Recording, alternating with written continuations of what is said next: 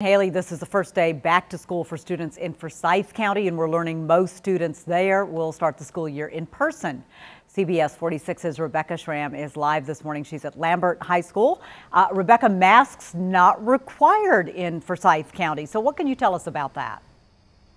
Well, Gravir, I'm learning face coverings are expected, but they are not required here in Forsyth County. So we'll certainly be watching today to see if students are wearing them. In the meantime, I want to tell you about the latest in Gwinnett County. It's day 2 of virtual learning there, the state's largest school district. Day 1 did not go so well. According to the Gwinnett County School District, only about half of its 180,000 students were able to log on into the system. They sent out a notice saying the technology staff was working on it and that if a student is having issues, to wait a few minutes and try to log in again. Parents were trying to be patient, but it was frustrating, especially for those whose kids were excited about seeing their friends' faces and their teachers' faces, even virtually. I just saw the email come from the district and just figured it happened because at the same time I got the email, he came upstairs and said, it's not working. I think it's probably more hiccups than they probably wanted. You know, for only half the kids to be logged on is a problem. And back here in Forsyth County, there is a big campaign to try to convince students who are returning in person today to go ahead and wear their masks. Again, it's expected but not required here in Forsyth County. I want to go now to my colleague Trayson Bragg. He's got an update on how things are going in Cherokee and Paulding counties. Good morning, Trayson.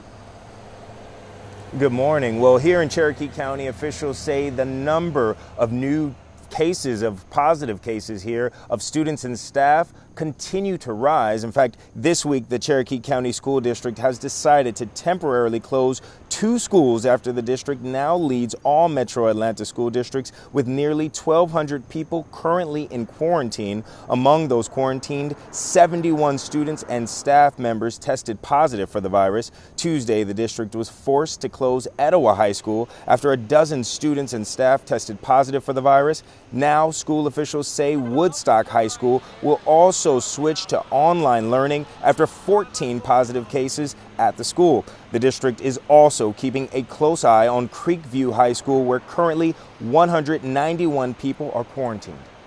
We knew it was going to happen. It was just a question of when. It's unfortunate for the kids. You know, now they have to go home and try and, you know, their classes are harder. Learning on the computer is not always beneficial.